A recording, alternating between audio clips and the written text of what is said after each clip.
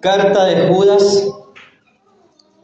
Esta carta está hablando de una fe dada una vez y para siempre. Una fe dada una vez y para siempre. ¿De dónde vemos nosotros esta expresión? La vemos en el versículo 3. El versículo 3 dice: amados, por la gran solicitud que tenía de escribiros acerca de nuestra común salvación, me ha sido necesario escribiros, exhortándoos que contendáis ardientemente por la fe que ha sido una vez dada a los santos. Una fe dada una vez y para siempre. Porque en esta carta nosotros vamos a ver que el apóstol o el escritor Judas va a hablar mucho acerca de la apostasía, de los falsos maestros, de las características de los falsos maestros, y quiere cuidarnos a nosotros que hemos recibido esa fe, que se nos ha dado esa fe de una vez y para siempre. Quiere guardarnos de caer en las cosas que son un estilo de vida de los falsos maestros. La Biblia, el Señor quiere guardarnos de que nosotros como hijos de Dios hayan este tipo de características, que las vamos a ir desmenuzando, ir mirando una por una y ver qué fue causa de juicio en el pasado. Hablaremos también de eso, de cómo Dios juzgó a los ángeles que no guardaron su dignidad, de cómo también fueron juzgados los de Sodoma y Gomorra, y miraremos todos estos textos de cómo son estos falsos maestros y de qué hacer para nosotros no ser como ellos, y también de qué manera podemos ser guardados. La idea de esta carta no es tanto hablar de apostasía o de desenmascarar lobos. Hay mucha gente que le encanta esto de hablar de falsos maestros, de lobos, de subir videos hablando mal de otros creyentes o de algunos que pues no son creyentes, pero nosotros no somos tanto llamados a atacar, a hablar mal, sino a guardar la iglesia para que no caiga en una condición similar.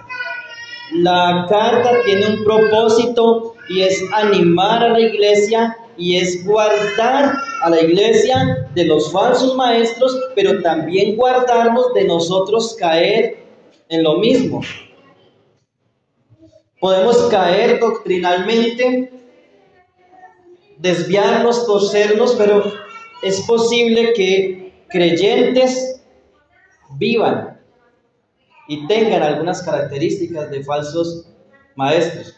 Es interesante que Judas y segunda de Pedro 2, que es un texto casi paralelo, no habla tanto de la doctrina que estos hombres enseñan, sino en cómo viven. ¿Cómo viven estos hombres? A veces cuidamos mucho la doctrina y es importante, pero no muchas veces cuidamos el cómo vivimos como siervos de Dios, como hombres y mujeres de Dios, cómo vivimos.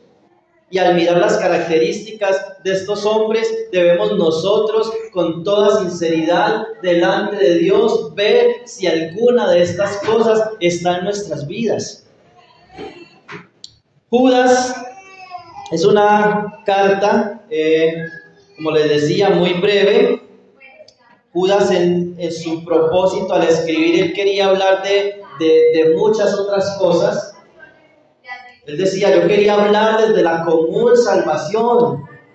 Yo quería hablarles de la gracia, de la obra del Señor Jesucristo. Yo quería hablarles, hermanos, de cómo Dios obró para salvarnos, de esa salvación que es común para todos, pero me ha sido necesario hablar acerca de otra cosa, de que contendáis ardientemente por la fe. Es un texto maravilloso.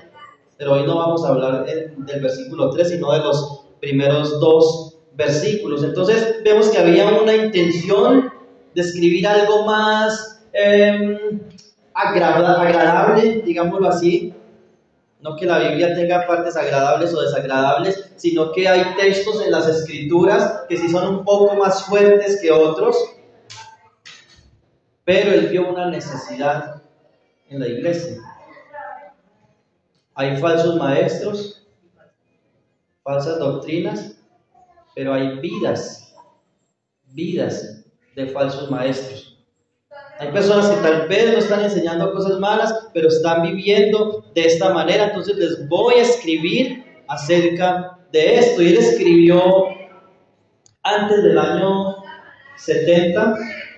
Él no hace alusión acerca de la destrucción del templo ni nada de esto.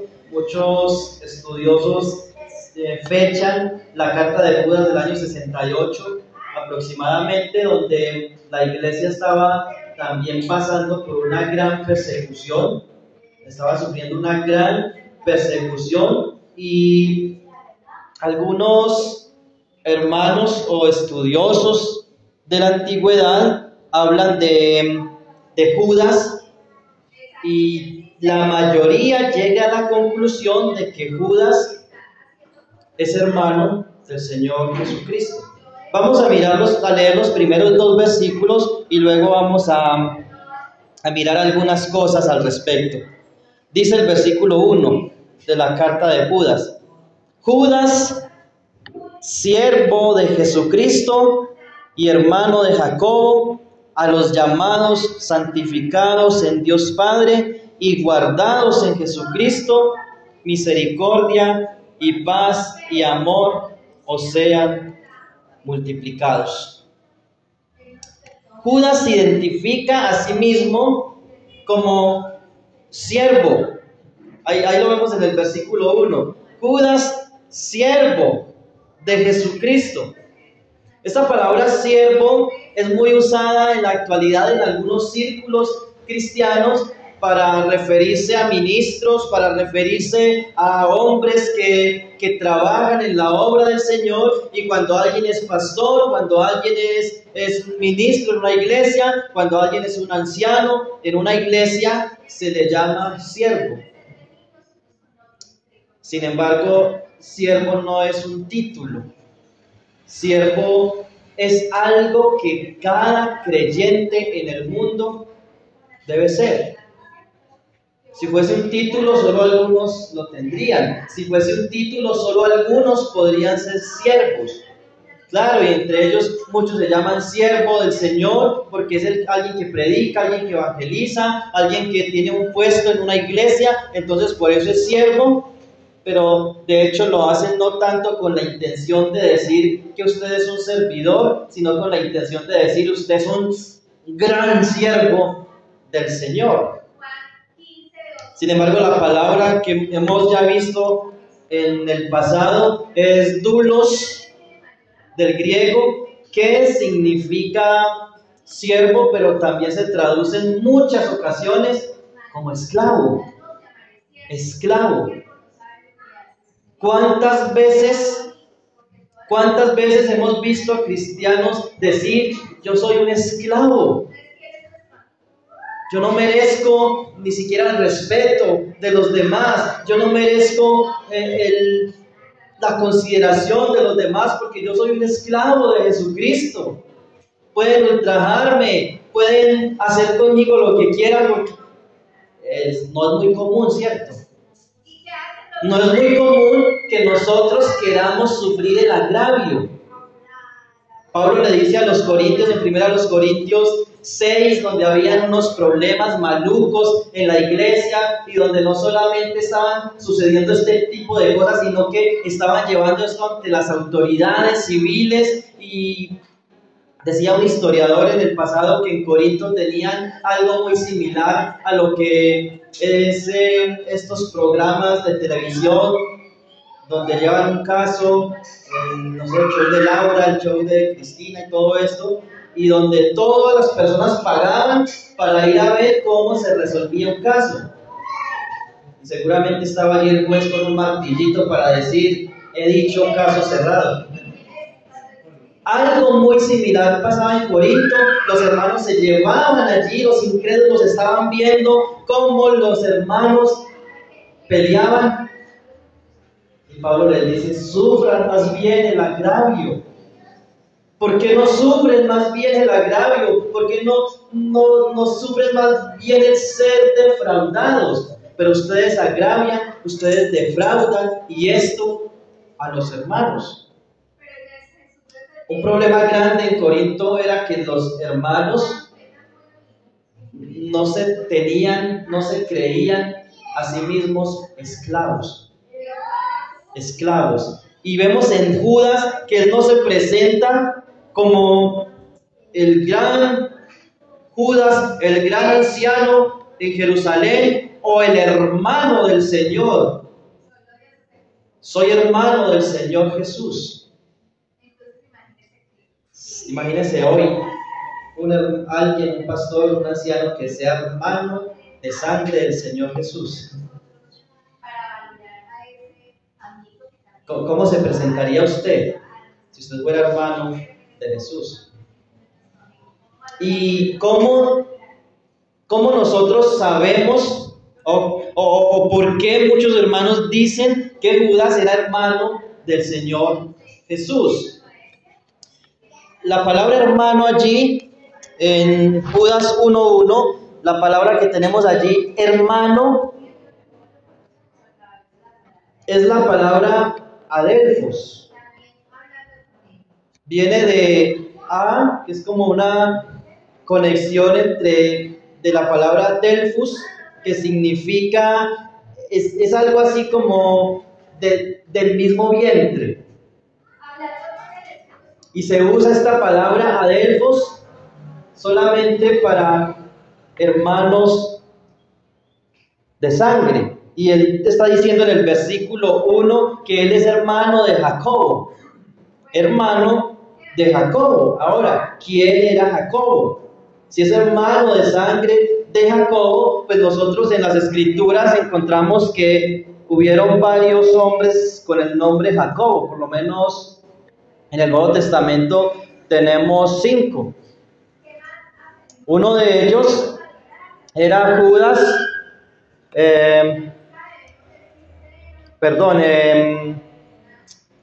Tenemos por lo menos 5 Judas en las Escrituras, pero habla de este Judas, está hablando de que él es hermano de Jacobo. También hubieron varios Jacobos en las Escrituras. Uno era Jacobo el apóstol, el hermano de Juan. ¿Recuerdan? El que hacía parte de ese grupo selecto de 3, Juan, Pedro y Jacobo el apóstol. Pero nosotros nos encontramos otro Jacob en el Nuevo Testamento, que era Jacobo, el hermano del Señor. Jacobo, el nombre Jacobo es el mismo Santiago. Entonces, cuando vamos, por ejemplo, a la epístola de Santiago o a la epístola de Jacobo, podríamos llamarla también, vamos a mirar lo que nos dice. Santiago capítulo 1, versículo 1.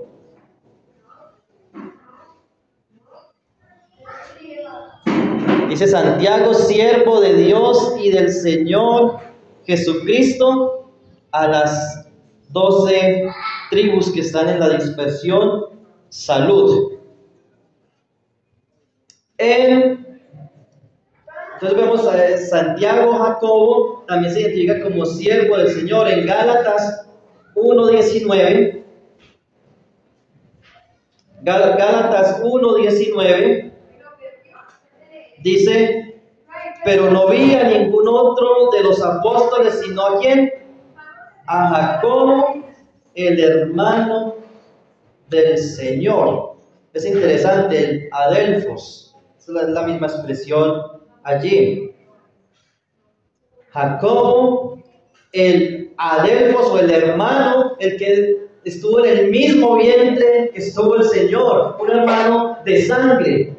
¿Quién está hablando aquí? Pablo. Él está diciendo, cuando fui a Jerusalén, no vi a ningún otro de los apóstoles, sino a Jacobo, el hermano del Señor.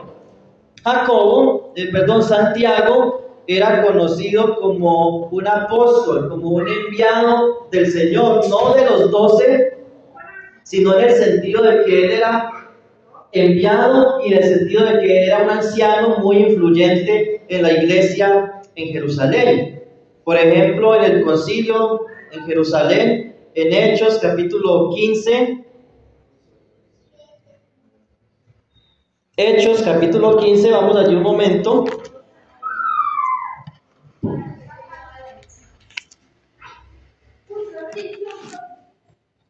Es interesante que en el capítulo 12 pasa algo en la iglesia muy triste, muy trágico, que es la muerte de ¿quién? Los que han leído Hechos. ¿Quién muere en Hechos 12? Jacobo. ¿Cuál es el Jacobo que muere en Hechos 12? Jacobo, el hermano de Juan. Aquel apóstol que anduvo con Juan, Pedro y Jesús, casi siempre ellos andaban, y con los otros apóstoles. Pero en Hechos capítulo 15, dice el versículo 12, entonces toda la multitud cayó y oyeron a Bernabé y a Pablo que contaban cuán grandes señales y maravillas había hecho Dios por medio de ellos entre los gentiles, y cuando ellos callaron, Jacobo respondió diciendo, varones, hermanos, oídme. Entonces aquí vemos a un hombre que tenía autoridad entre los ancianos y entre los apóstoles que se reunieron aquel día en lo que se conoce como el concilio en Jerusalén. Luego dice el versículo 30, así pues los que fueron enviados descendieron a Antioquía y reuniendo a la congregación entregaron la carta, habiendo leído la cual se regocijaron por la consolación. Y Judas y Silas, como ellos también eran profetas, consolaron y afirmaron a los hermanos con abundancia de palabras. Dice un poquito antes también, aquí vemos a Judas, allí también entre los apóstoles, entre los ancianos de la iglesia, y se le da un título allí de profeta. Judas y Silas dice que eran profetas en el sentido de que eran anunciadores de la palabra del Señor. Entonces, nosotros vemos a Jacobo y hay un pasaje que ya lo leímos, que dice que Jacobo era hermano del Señor y Judas se identifica como hermano de Jacobo. Entonces, la mayoría de los estudiosos, hay otros textos, pero este para mí es suficiente. Ahora, ¿por qué es importante nosotros saber o pensar en Judas como hermano del Señor? De que él no se presenta como hermano de Jesús. Él se presenta como siervo. Él se presenta como esclavo del Señor Jesucristo. Y nosotros podemos aprender algo, porque esclavo es una palabra muy fuerte, se traduce muchas veces como siervo, pero en realidad esclavo es alguien que le pertenece a otra persona. Es alguien de quien el dueño podía hacer lo que quisiera con él. Dice en Hechos capítulo 17, versículo 7, que quien de vosotros teniendo un siervo que ara, y la palabra dice esclavo, teniendo un siervo que ara o apacienta ganado, al volver él del campo luego le dice, pasa, siéntate a la mesa. No le dice más bien, prepárame la cena, cíñete y sírveme hasta que haya comido y bebido, y después de esto come y bebe tú. ¿Acaso le da gracias al siervo porque hizo lo que le había mandado? Pienso que no. Así también vosotros, cuando hayáis hecho todo lo que se os ha ordenado, decid, siervos inútiles somos. Esclavos inútiles somos, pues lo que debíamos hacer, hicimos. Es un título que no quisiésemos que existiera en la Biblia. Y hermanos, cuando estamos en la iglesia, nosotros necesitamos ser este tipo de hombres y mujeres, esclavos.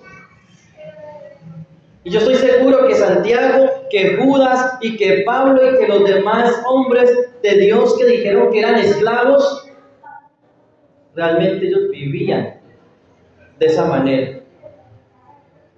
El Señor Jesús dice, si un esclavo hace todo lo que se le manda, él sigue siendo un esclavo.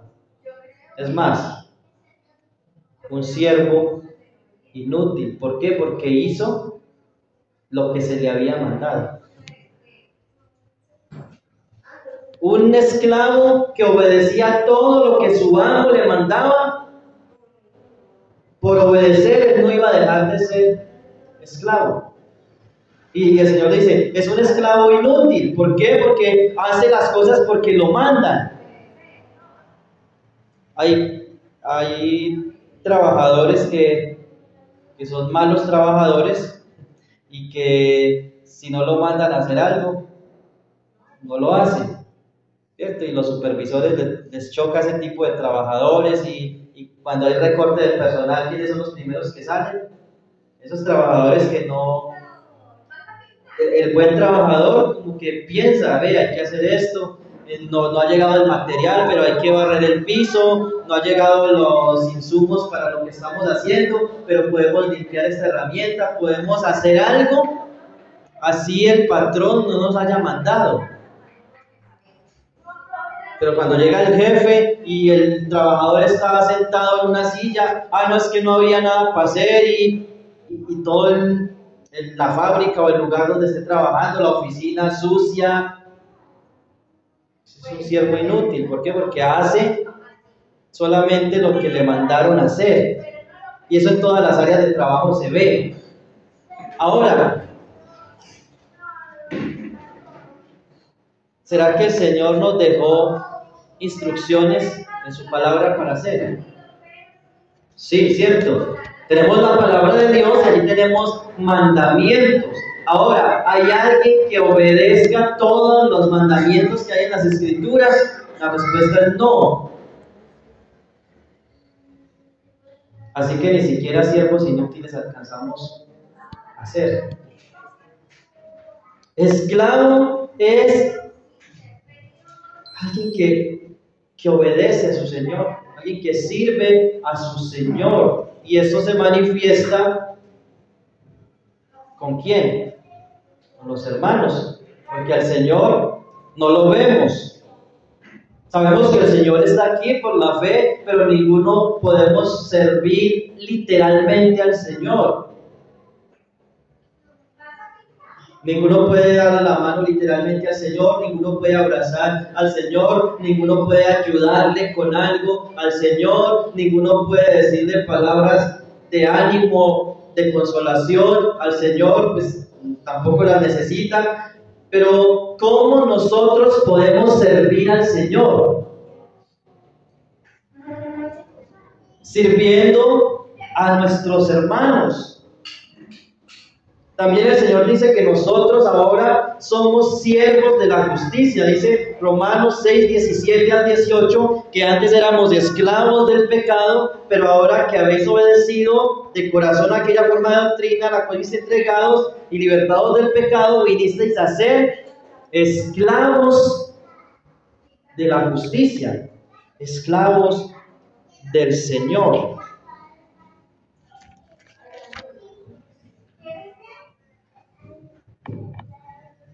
Hermanos, este hombre Judas, identificado como hermano de Jacobo y por lo tanto hermano del Señor Jesucristo, que no era un apóstol de los 12, pues él se diferencia de ellos Por ejemplo, en Judas 17, nosotros podemos ver que él habla de los apóstoles de nuestro Señor Jesucristo. Así que él no se cuenta como un apóstol, sino como un esclavo, como un siervo, aunque era hermano del Señor. El ser humano saca mucha ventaja de las influencias. ¿Han notado eso? El hombre saca mucha ventaja de las influencias que tiene. Si alguien tiene un familiar que es político, saca ventaja de eso. Si alguien tiene un conocido o un familiar en el hospital, saca ventaja de eso. Hermanos, eso no está bien. Yo recuerdo hace mucho tiempo que en cierto lugar las citas médicas, para sacar una cita médica había que madrugar por ahí a las 3 o 4 de la mañana, hacer una fila, y si llegaban de pronto de los últimos no iba a alcanzar cita. Y uno madrugaba y veía gente que venía de veredas, que tenía que caminar 2 horas, o que tenía que venirse en la noche, amanecer en el pueblo, así fuese en una acera, para poder alcanzar una cita médica, pero allí estaban los familiares de un político influyente, que solo por coger el teléfono y llamar a alguien, tenían su cita. Le estaban robando el derecho, le estaban robando el puesto a alguien más. Pero como tengo alguien importante en la alcaldía o en el hospital, entonces yo saco ventaja de eso. Hermanos, los creyentes no debemos ser así. Los creyentes somos esclavos. Y si hay que ir a hacer fila, vamos a hacer fila. Primero, porque no, ¿quiénes somos nosotros para quitarle el puesto a alguien sin haber hecho nada? Segundo, porque somos creyentes y debemos ser testimonio. Cuando el incrédulo se dé cuenta que estamos sacando ventaja, porque tenemos un político conocido o un amigo en el hospital o en la fiscalía o en cualquier otro lugar, eso va a ser un mal testimonio y el nombre del Señor va a ser blasfemado por nuestra causa. Puede pasar también, ¿cierto? Si tenemos un familiar, necesitamos que nos llegue Familias en Acción o Ingreso Solidario o el IVA. Entonces, como tengo influencias, yo voy a recibirlo, pero resulta que yo tengo mi buena finca, yo tengo mi buen trabajo y no me hace falta esa ayuda, se la estoy quitando a alguien que sí la necesita. Son cosas prácticas, hermanos, que pasan también dentro de la iglesia del Señor. Pueden pasar también dentro de la iglesia del Señor. En lugares donde hay iglesias más grandes, hay ciertas familias que manejan la iglesia, o hay ciertos ancianos que manejan la iglesia. Entonces yo me hago amigo de la persona influyente y de esa manera yo voy a sacar ventaja. Hermanos, Judas no lo hizo. Judas no lo hizo. Y volviendo a hablar un poquito de Judas, Judas no era el apóstol llamado Judas, hermano de Barsabas, tampoco era Judas el Iscariote, tampoco era Judas Macabeo, sino que era Judas el hermano del Señor. Y él no sacó ventaja de ser hermano del Señor Jesucristo. Él al escribir su carta, él pudo haber dicho: Judas, hermano Adelfos del Señor Jesucristo, a los hermanos reunidos en tal parte. No, él dice: Judas, esclavo de Jesucristo. Y si Judas, que era hermano del Señor Jesús, no sacó ventaja de su posición o de tener un hermano como el Señor Jesucristo, ¿cuánto más nosotros? Hermanos, nosotros no somos hermanos ni del Señor Jesús. Posicionalmente la Biblia nos llama hermanos del Señor Jesucristo, ¿cierto? Ya no los llamaré no, ahí dice amigos, pero en Hebreos hay una parte donde dice que Él no se avergüenza de llamarnos sus hermanos. Posicionalmente somos sus hermanos, pero literalmente no lo somos. Porque María, la madre de Jesús, murió hace muchísimos años. No somos compañeros de vientre. Es la palabra hermano allí, adelfos, del Señor Jesucristo. Entonces, ¿por qué sí a veces sacamos ventaja de nuestra posición o nuestro estado y no vivimos como esclavos, sino que a veces queremos estar por encima de las demás personas? ¿Sabe qué dijo el Señor acerca de esto? ¿Qué dice la palabra acerca de esto? Que al contrario, nosotros debemos mirar a los demás como superiores a nosotros mismos. Yo les hago una pregunta, hermanos. ¿Será que aquí en este lugar hay alguien que sea superior a usted?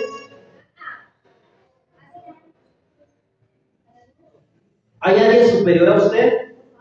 Que tenga más derechos delante del Señor, que sea más justificado que usted, que posicionalmente sea más santo que usted. La respuesta es no. No hay nadie más grande que usted, ni usted es más grande que nadie. Delante del Señor somos iguales. Sin embargo, la Escritura dice, no mirando cada cual a sí mismo, sino mirando a los demás como superiores a sí mismos. No hay nadie mayor a usted, pero usted debe mirar a los demás como superiores. Y no lo digo yo, lo dice la Escritura. Eso es ser un esclavo. Es interesante ver que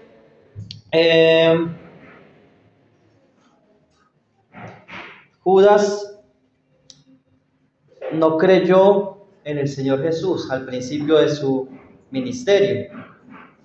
Hay una frase que tengo por aquí, se me olvidó decirlo ahora, o una cita más bien del historiador Eusebio.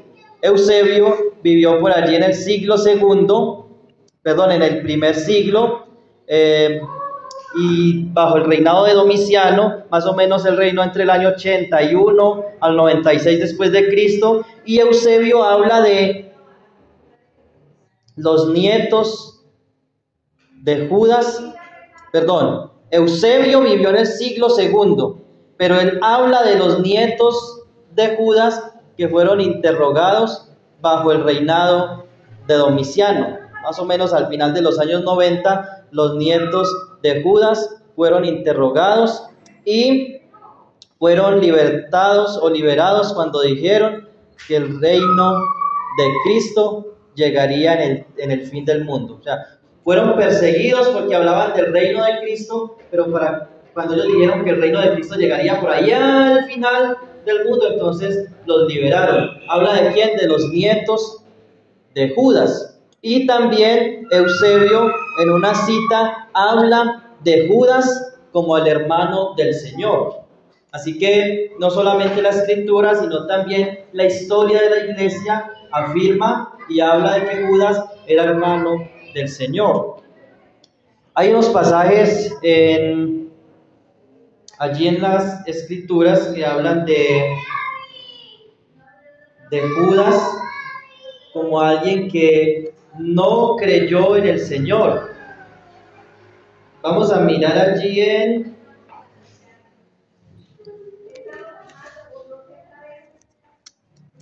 ya les digo la cita, hermanos, la estoy buscando.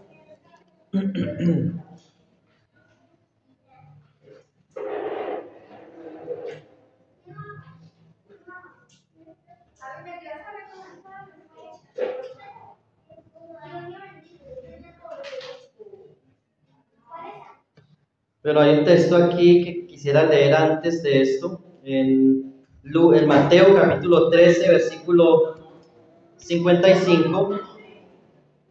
Dice, ¿no es este el hijo del carpintero?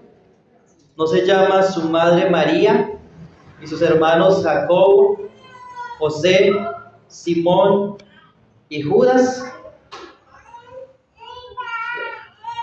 Capítulo 7 de Juan. Juan capítulo 7, versículo 3 dice, y le dijeron sus hermanos. ¿Los hermanos de quién?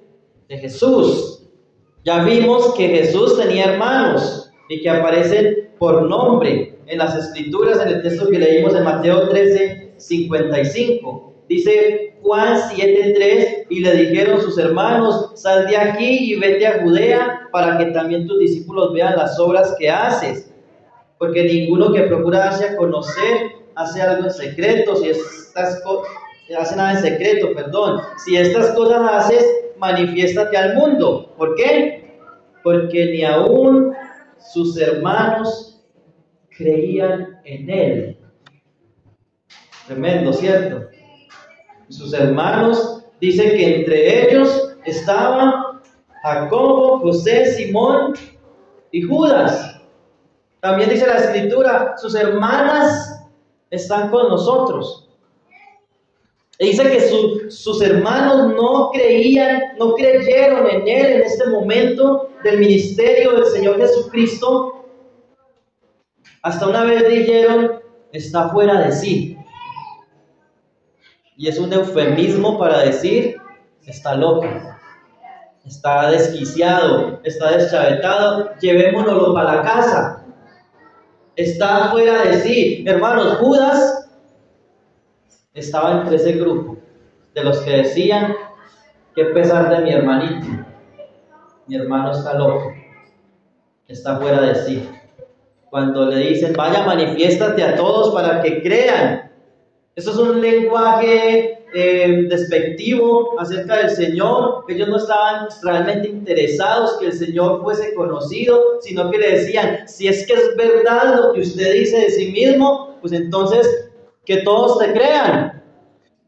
Manifiéstate a todos, y si eres el Mesías, pues entonces te van a seguir como el Mesías. ¿Por qué? Lo hacían de una forma burlesca, porque ni siquiera sus hermanos creían en él. Ese Judas es el de nuestra epístola. Ese es el mismo Judas que escribió esta carta y dice, soy esclavo del Señor Jesucristo. Todos en algún momento estuvimos en la misma condición que estuvieron los hermanos del Señor. Tal vez ninguno de nosotros llegó a decir que el cristianismo era una locura, aunque tal vez alguien lo haya dicho. Tal vez ninguno de nosotros llegó a decir, yo no creo en Jesús, porque Jesús fue un loco que existió hace 2000 años. ¿Yo qué me voy a poner a creer en esas cosas? Pero todos estábamos en la misma condición, incrédulos, separados del Señor. Pero si usted está en Cristo, usted está en la misma posición de Judas, de Jacobo y de los demás hermanos del Señor, que cuando creyeron, ahora vinieron a ser parte de un grupo muy grande en la tierra, llamados siervos o esclavos del Señor. No podemos especular en las Escrituras, pero sí podemos imaginarnos cómo sería el momento en que Judas y que los demás hermanos de Jesús creen de verdad que Jesús es el Mesías. Imagínense por un momento cuando ellos tienen esa transformación en su ser y creen ahora que su hermano, que el que rechazaron por tantos años, que del que ellos tal vez se rieron, del que ellos tal vez en algún momento maltrataron y humillaron, porque recuerde, el Señor nunca pecó. No pecó como adulto, pero tampoco pecó como niño. Imagínese usted con un hermanito que no le pegue. Todos los que tienen hermanos aquí saben que sus hermanos alguna vez han pecado contra usted. Imagínese con un hermano que no peque contra usted. Pero como usted es pecadorcito también, usted va a ganar ventaja de eso. Imagínese usted compartir su niñez con un niño perfecto. Imagínese usted ser padre de un niño perfecto.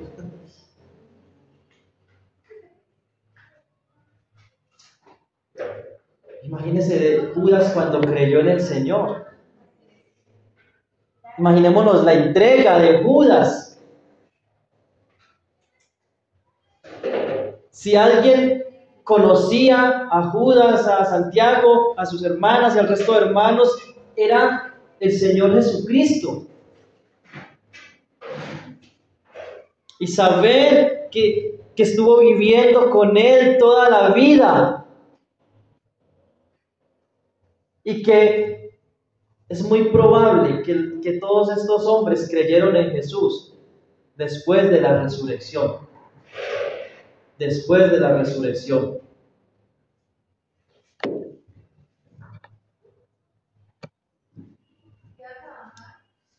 Cuando Judas dice que él es un siervo, él no lo está diciendo como un cliché. Él no lo está diciendo por decir, porque a veces decimos muchas cosas por decirlas. El cristiano, el evangélico, muchas veces usa un lenguaje cristiano y cuando alguien se convierte, entonces le enseñamos que cuando se encuentra con un hermano siempre tiene que decirle Dios lo bendiga. Y si no le dice Dios lo bendiga, entonces porque está bravo conmigo o porque es un mundano. Son tradiciones más que mandamientos. La Biblia no dice ustedes tienen que saludarse así. Es una bonita costumbre, pero en la Biblia tenemos muchas formas de saludar. Gracia y paz, o sea, multiplicadas. Gracia, misericordia y paz. Paz a vosotros. Si un hermano saluda gracia, misericordia y paz, o sea, multiplicada, no está loco. Está siendo bíblico. Pero muchas veces nosotros usamos cierta jerga, por decirlo así, cristiana y pierde el valor, pierde el sentido por el tanto uso. Por ejemplo, la expresión siervo. Siervo, venga para acá. Siervo. Ese hermano no le hace un favor ni a la mamá. ¿Cómo así que siervo? Pastor, venga para acá. ¿Pastor? ¿Pastor de qué? ¿De las gallinas de su casa o de quién? Porque yo no veo que usted pastoree a algún hermano. Amado hermano, amado, que yo sepa usted está hablando mal de mí. Así trata usted a las personas que ama. Porque se convierte, las palabras pierden el sentido, el significado por el uso. En Judas y en los apóstoles no era así. Cuando ellos decían, soy un siervo de Jesucristo, más que están hablando inspirados por el Espíritu Santo, ellos lo estaban diciendo como una realidad en sus vidas. Y dice en el saludo a los llamados, santificados en Dios Padre y guardados en Jesucristo. Esa es una carta universal. Esta es una carta que algunos dicen que fue escrita para unos hermanos en Jerusalén. Otros dicen era una carta circular. Hablábamos cuando estudiamos Efesios de esto, ¿recuerdan? ¿Qué es una carta circular o qué fue una carta circular en el primer siglo? Era una carta que decía, por ejemplo, Colosenses, cuando esta carta sea leída entre ustedes, pásenla a los de la Odisea. Y la de la Odisea, léanla también ustedes. Y cuando la leían en la Odisea, la pasaban a Hierápolis, la pasaban a Pérgamo, la pasaban a Filadelfia. Eran cartas que circulaban por las iglesias y tal vez no era la misma, tal vez eran copias de la misma carta. Entonces algunos dicen que Judas, eso era una carta circular, pero vemos aquí una carta general, es decir, que no va escrita para alguien en específico, no va escrita para los hermanos en Galacia, para los hermanos en Colosas, sino que dice a los llamados, santificados en Dios Padre y guardados en Jesucristo. Ahí hay un versículo en Romanos capítulo 1, versículo 7, dice: a todos los que estáis en Roma, amados de Dios, llamados a ser santos. Es que en la expresión aquí santificados, como algunos de ustedes saben, hay diferentes copias de las escrituras, diferentes manuscritos, por decirlo así, y en esos textos originales, en la mayoría de ellos, no aparece la expresión santificados, sino amados. La palabra allí te dice a los llamados, santificados en Dios Padre. En esos manuscritos, algunos dicen los mejores, no aparece la expresión santificados, sino amados en Dios Padre. Y en Romanos 1:7 dice: amados de Dios, llamados a ser santos. Entonces, la idea de lo que está comunicando Judas es muy similar a lo que Pablo dice aquí en los Romanos. Hermanos, a los que estáis en Roma, amados de Dios y llamados a ser santos. Claro, se traduce de una forma diferente, incluso en los textos en griego hay variación en esto. Algunos dicen directamente santificados y otros dicen amados, llamados a ser santos. Entonces, el punto aquí es que esta carta es para los creyentes. Esta carta es para cristianos. Esta carta no es para inconversos, es para los creyentes. Y el punto aquí es que los creyentes son amados del Señor y los creyentes son llamados a ser santos. Así que en ese sentido, la palabra santificados podemos referirnos a que está hablando de que posicionalmente somos separados para servir al Señor, pero la idea aquí va más allá. O sea, tiene que ver con esto, pero va más allá. El que es santo posicionalmente debe ser santo en la práctica. Ese es el punto. Cuando Pablo saluda a los corintios, habla de los corintios como hermanos que son santos.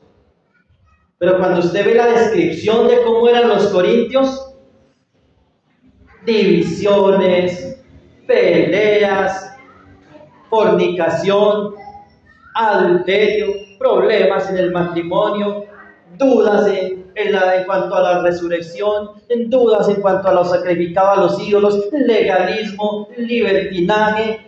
Y uno dice: estos eran santos. Pablo los llama santos, pero está hablando de una santidad posicional. Todo el que ha venido a Cristo en arrepentimiento y fe es santo posicionalmente, es decir, está separado para Dios. Pero no todos, lamentablemente, no todos lo son en la práctica.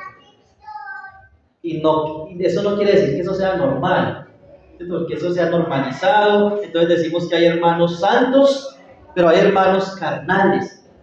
No, la Biblia no hace esa diferenciación.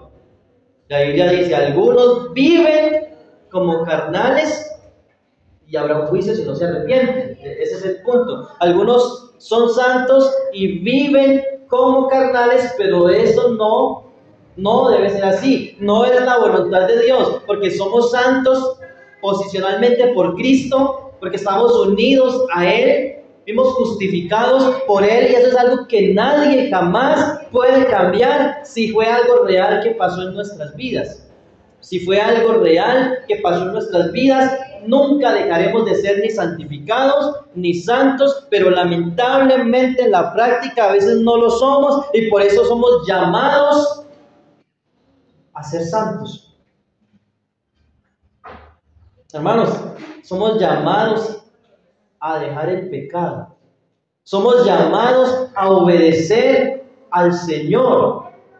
Si usted es un hijo de Dios, usted es llamado a ser santo. Porque aquí el punto no es tanto hablar de la elección.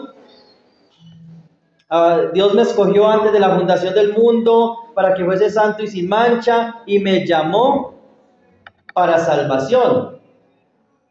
La Biblia sí habla de esto, pero el énfasis aquí en Judas es que tenemos un llamado particular para vivir en santidad.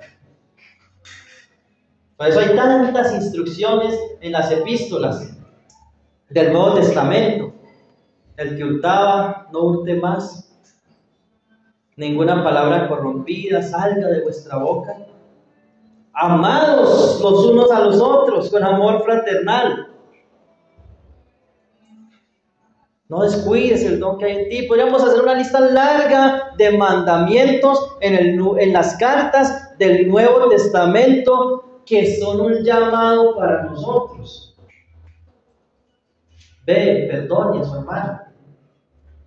Es un llamado, porque mientras usted no perdone a su hermano, usted en la práctica no está siendo santo.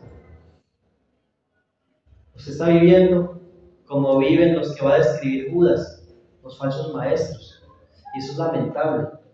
Un cristiano con características de falso maestro. Una oveja con características de lobo. Y hablaremos de esto más ampliamente. ¿En qué consiste la apostasía? ¿En qué consiste todo esto? Por eso decía hace un momento, y no lo hice rebuscando palabras, sino que lo hice con una intención. Si fuimos realmente convertidos, si fuimos realmente salvos, nada, absolutamente nada puede cambiar esto. Por eso vamos a ver que es imposible que un cristiano apostate de la fe, que un salvo caiga de la fe. Es imposible que un salvo deje de serlo. Eso es imposible. En el transcurso de este estudio hablaremos de esto. Pero sí es posible que un creyente caiga en algún pecado, en alguna práctica que es propia de un incrédulo. Claro, el incrédulo es un estilo de vida. Por eso cuando hay hermanos con estilos de vida tan desordenados, es inevitable que a veces llegue la pregunta a nuestra mente: ¿si será un hijo de Dios? Y claro, a nosotros no nos toca definir eso. Pero no sé si usted se ha preguntado también, cuando examina su vida: ¿será que soy un hijo de Dios? El apóstol Pablo le dice a los corintios: examínense a sí mismos, pruébense a sí mismos para ver si están en la fe. No, esto no es algo que sea antibíblico hacerlo. Debemos examinar nuestras vidas a la luz de la palabra, porque hermanos, nadie cae de la salvación, nadie pierde la salvación. Pero muchos cristianos sí tienen que humillarse y reconocer en algún momento en su vida: he vivido como mundano. Tengo este algo en mi vida, este pecado, tengo esta lucha, y vamos a ver una por una. Eso no es digno de un cristiano. Somos llamados a vivir de maneras dignas del llamamiento con que fuimos llamados. Ese llamado no fue cualquier cosa. La Biblia habla del llamado que el Señor nos hace, un llamado celestial. amados, amados, llamados a ser santos. ¿Sabe, hermano, por qué lo salvó el Señor a usted? ¿Sabe por qué lo escogió a usted? En una ocasión los israelitas se hicieron esa pregunta: ¿por qué el Señor nos escogió a nosotros? ¿Por qué nos llamó a nosotros? Y se creyeron muy especiales. Pero el Señor les dice: los escogí, los llamé, ¿por qué? Porque los amé. Porque había naciones mejores que ustedes, habían pueblos mejores que ustedes, pero yo los amé. Hermanos, nosotros estamos aquí no por ser mejores, no porque éramos mejores, sino porque el Señor nos amó. Hermano, y no solamente nos amó, la Biblia dice: el cual me amó y se entregó a sí mismo. No, el Señor nos ama. Esta palabra está en un presente. Esta palabra es una palabra que permanece en un presente. Somos santos y amados. El Señor nos ama. Tal vez por eso no nos ha disciplinado como merecieran nuestros hechos. Nos ama.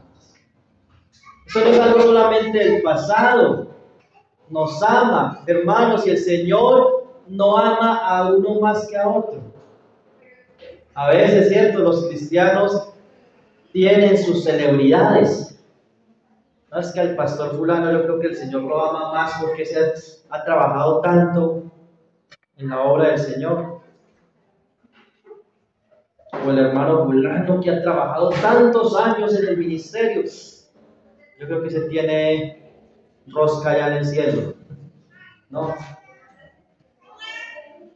Él ama a todos sus hijos. Él no hace excepción de personas. Él te ama. Pero hermano, a su hermana de la iglesia, el Señor también lo ama. Por eso es que es tan grave el pecado de la falta de amor por los hermanos. Si Él nos amó a nosotros como éramos, dice en 1 de Juan: si Él nos ha amado a nosotros, ¿cómo no debéis amar nosotros a nuestros hermanos? 1 de Juan 3:14 dice que en esto conocemos que somos hijos de Dios, en que amamos a los hermanos. El que no ama al hermano permanece en muerte, es un homicida. Porque es que un pecado como estos en las Escrituras es tan grave. Porque el Señor te ama, pero el Señor ama también a tu hermano. Si usted tiene varios hijos, por sentido común, usted los va a amar por igual. Algunos hijos miran a los papás. Usted los va a amar por igual. Y cuando un hijo suyo le pega a otro hijo suyo, usted lo disciplina. Porque lo ama, y el padre al que ama disciplina, pero también porque ama a su otro hijo. Hermanos, no amemos en palabra solamente, sino en hecho y en verdad, porque el Señor no ama en palabra solamente. Todos los días vemos nueva su misericordia. Él nos ama. Somos amados por el Señor. Yo creo que tenemos que dejar aquí y luego hablaremos de esa expresión: guardados en Jesucristo. Guardados en Jesucristo. Hermanos, que yo sé que las introducciones a una carta no son a veces como de mucho interés, que digamos, pero debiera serlo, porque en el saludo de Pablo, en el saludo de un apóstol, nosotros encontramos mucha enseñanza. y confrontación. Que el Señor nos ayude, hermanos.